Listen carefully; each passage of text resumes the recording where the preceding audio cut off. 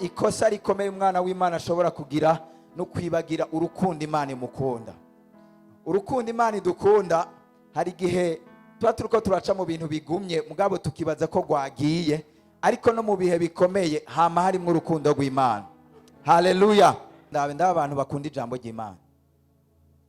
Tem turiko ni haguruka ukayangane.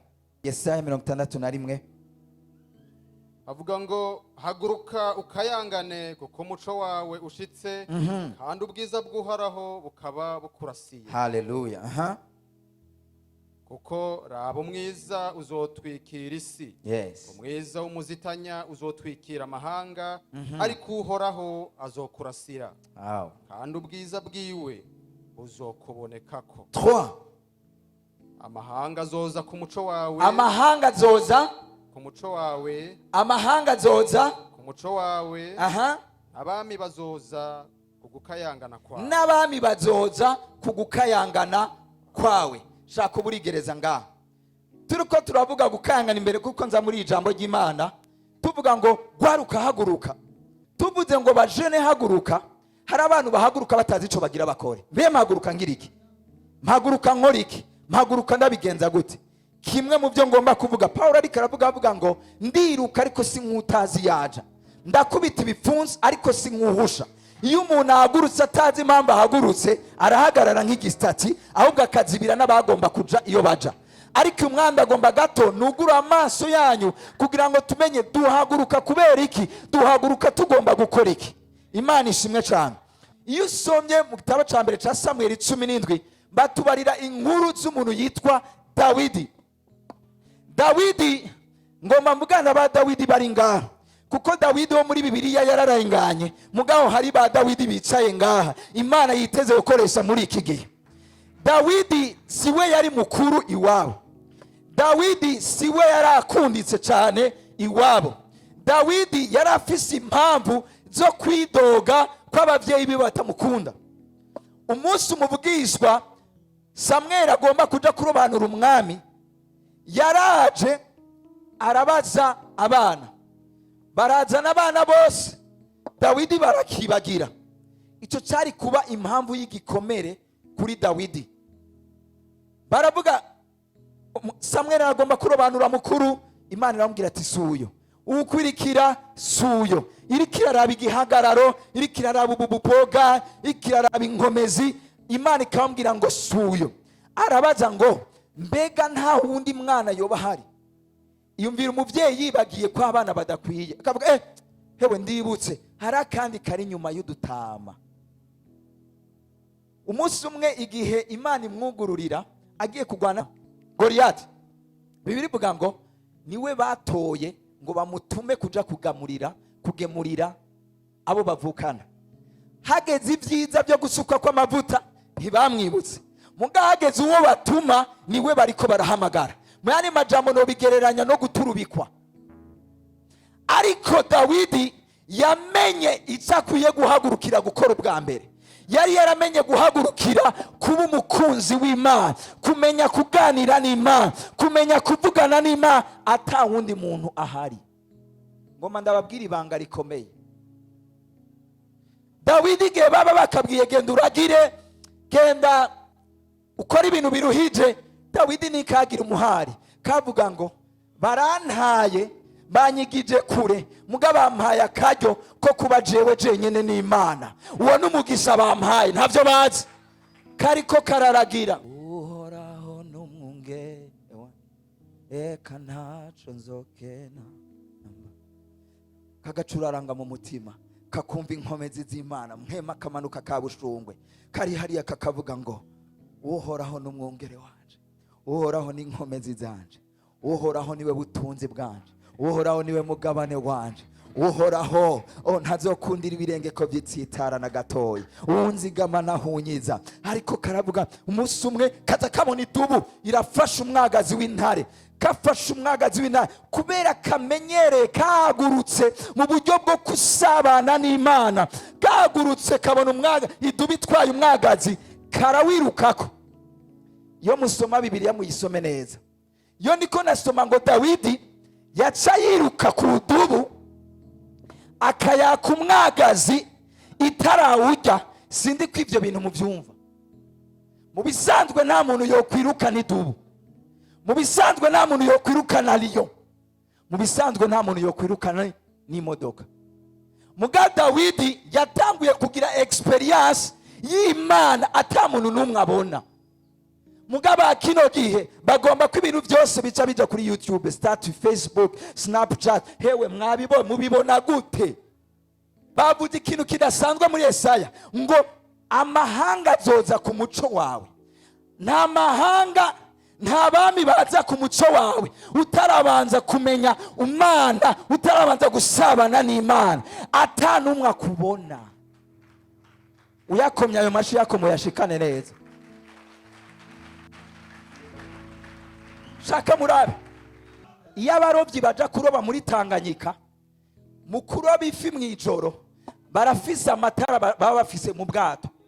Uwo muco umuritse mu mazi ntibarinda kuvuza sifre ngo amafi ni muze. Just uwo muco watse utuma amafi ari muri sud nord west aza ahantu hari umuco. Wowe uracari mu kuniganira mikro, aho wowe uracari ku rugezo rutoya. Dawidi yari ahantu ariho jete, atamuntu amwakira nk'abandi, bamwibuka iyo bagomba uwo batuma. Mugabo kari hariya inanga yiwe, ravuze inanga, ashitse muhira ntibamwemere, mugani mu mpisi Imana iramwemera. Hama iyo Imana ikwemera irakuronderera podium. Bantu b'Imana muhagarika ibintu byo guterana imihari. Hari ahantu nagiye niko mfasha abaririmbyi ko ndabafise kumutwaro cyane, abaririmbyi n'abamizi ndabafise kumutwaro cyane. Ngiye baca abantura ibibazo, ngo urumva pastor ngaha ngo umurongozi wacu ngo aratubaniya, ngo ntashaka ko dufata ngo aha mikro bamwe ntaho. Okay, urumva uwundi nawe muririmbyi umwe numva mbwiye, urumva ngo harabagenzi fise bambwiye ngo mve mwishengero, ngo kwera hajya mwishengero harabaridere benshi, ngo sinzotera imbere, ngo irifo ngenda ahantu mwishengero ngo nzoba ndi mwamba ndi jenyene. Umva, nzoba ndi jenyene, nzoba ndi alfa na omega. Umviriza, ni Imana ishira hejuru, ni Imana ishira hasi, ni Imana ituma umuntu abaho, ni Imana ituma umuntu apfa, ni Imana ikura umuntu ku mukungugu ikamwicarikana n'abahamba. Iyo Bibiri ivuze ngo ni Imana ikura umuntu ku mukungugu ikamwicarikana n'abahambaye, mu bisanzwe umuntu ari ku mukungugu abanuka. Normalement nta kibanza yoba afise mu bakuru. Ko rero ari Imana ibigera iragukura aho hantu, hama ikabemeza bakuru ikababarira ngo iki kibanza ujya muntu arakimerita, ukisanga mu kibanza udakwiriye. Vuga amen nk'umuntu agomba yakira ikindi kintu.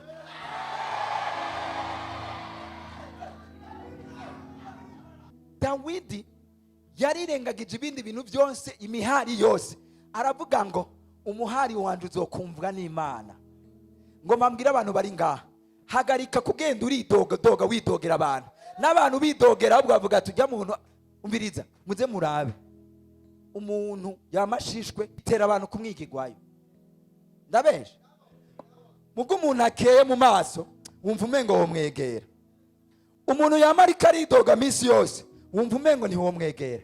Mugo umuntu yamarika arashima, atera intege, ashimagiza abandi, abashimira ivyo bakoze, uwo muntu wumva wo mwegera. Hagarika ugenda uridoga. Ndasubiyemo, umwidogo wawe Bibiri ivuga ngo ivyo mugomba bimenyeshwa Imana mu gusenga, mu kwinginga bifatanije no gukenguruka. Ndabwira akantu gatoya entre parenthèse, naho wo kwidongera abantu atari Imana yuguruye, abo bantu ntibazotahura umwidogo wawe.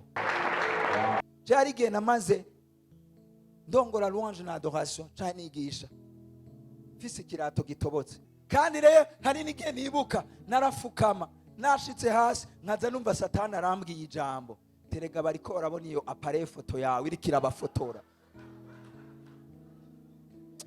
Nkaza numva kwera rande connection ngasanga ndasamaye. Mugabo ko matari Imana yari yuguruye amaso umuntu. Hari abantu bavuga ngo yehonye n'ikirato kiratobotse, pasteur ntabibona, abadiakoni babibona, ntibabibona. Iyo atari Imana ibuguruye amaso nabyo babona. Nico gituma sokre yoko babibona canke sokre yuko babikora genda ubibwire Imana. Hari abantu buzuye bafite n'imihari n'Imana. Ni kuki wabyemeye ananyagasane. Bano iby'Imana bijya abarambiwe batashe. Bari mu mihari kubera iki? Profete yamubariye ngo mbonye visa yawe mu mezi 2. Nawe ucutangura kuvuga ati yo babandi banshokora, nzokwereka, nzorungika $1. Tutangura kuvyima. Uyu munsi re ntivyabaye, ufite n'imihari n'Imana.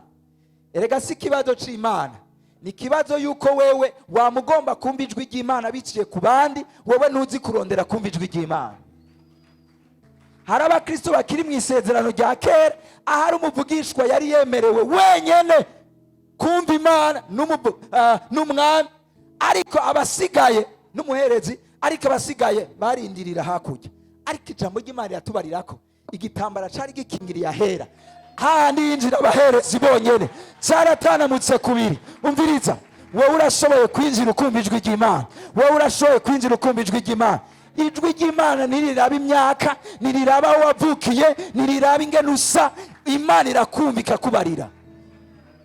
Muga dufise abantu bakirindira ku muryango, mbariza nabi wumva ivuga gute? Dawidi rero yari umukristo ameze uko, yari umukristo yishikira kumva Imana. Ndakwifurije no mugoroba nimpejeje, uva ngaho ufise umutima wo kurondera kumva ico Imana ivuga, uva ngaho ufise umutima wo kwishikira. Umviriza, nta musirikare, nta mupolisi, nta musiti acunza ahera, nta bakerobi bakiriho. Wewe urafite uburenganzira bwo kwinjira, no foyer no permanence. Neganda babarina, ntugire ikibazo c'abantu, gira ikibazo n'umwanya n'Imana. Imana izogupresenta abantu.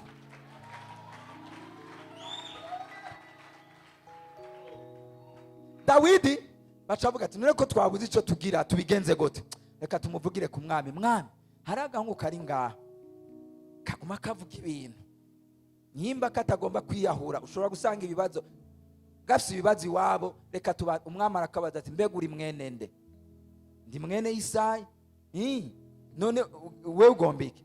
Ujya mugabo w'intakebwa atubaha Imana, kandi je nzi ko mva mu bwoko bw'Imana ishoboye byose. Ujya muntu ngomba kumwica. Timwana, Imana irabana nawe. Bamwambika ibigwanisho. Dawidi ni yaramenyere ibigwanisho bindi, kwera bijya bigwanisho byari inkomezi z'umwana w'umuntu gusa.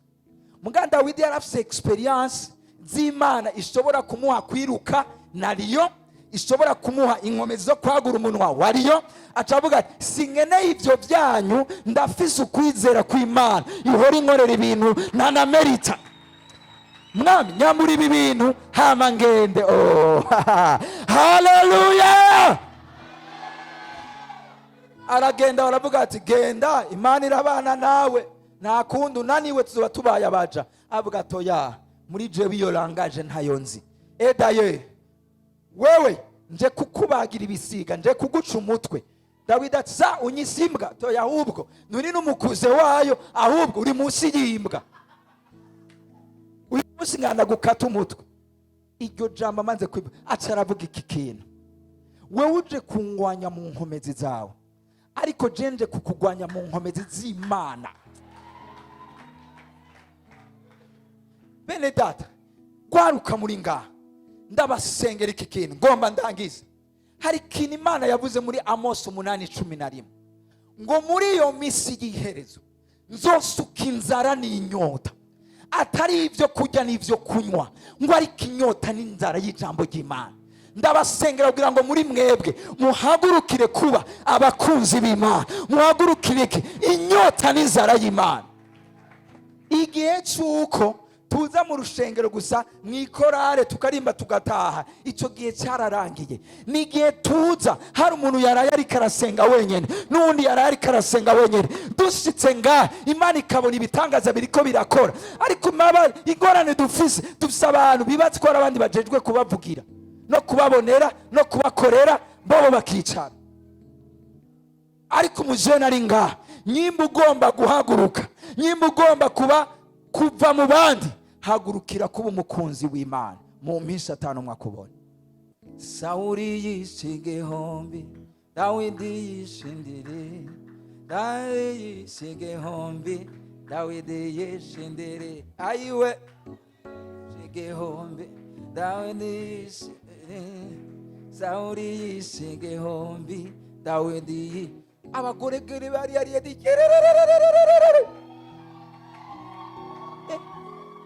ndibaza baba grand frère bamubuza iyo batanguye kunyikira. Uru ni kwa rupeti rw'iwacu, uru ni kwa rupeti frère.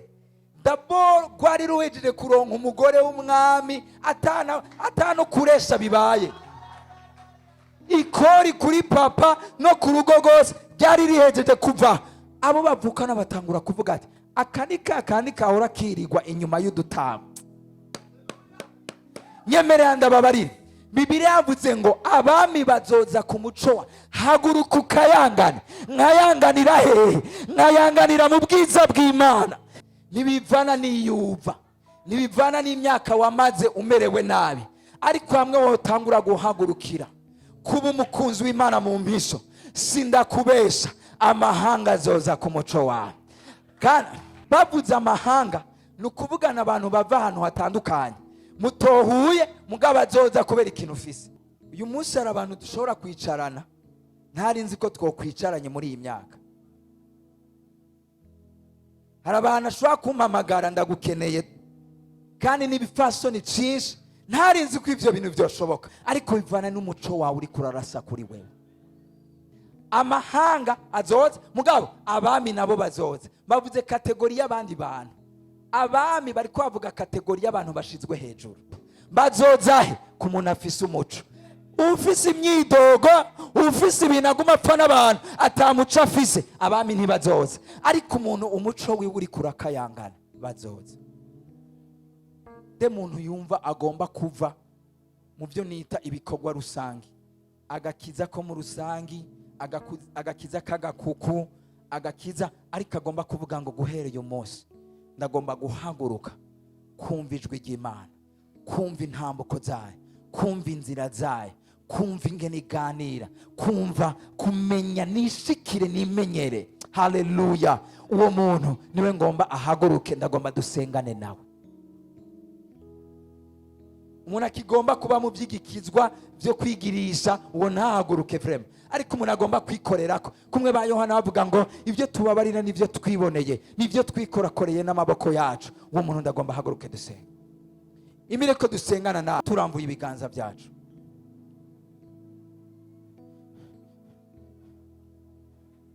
Nagomba isengesho ry'umunota umwe wiwawe, hama ndagusengere.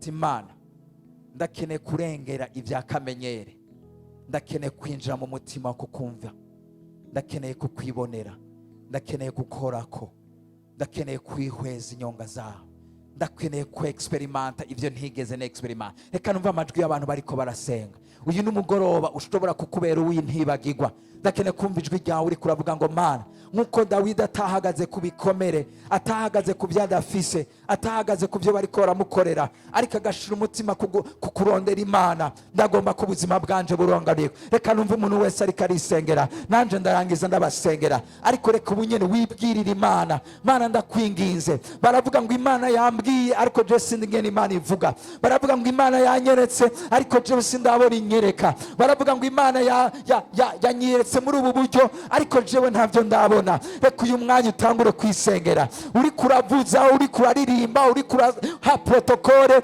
Ndagomba ku experimenta mu rugezo Imana, mu rugezo utigeze ku experimenta. Uyu munsi ube umunsi w'intibagirwa wo guhaguruka, gutangura kwikorakorerako kubijanye n'Imana igomba ku buzima bw'iwawe.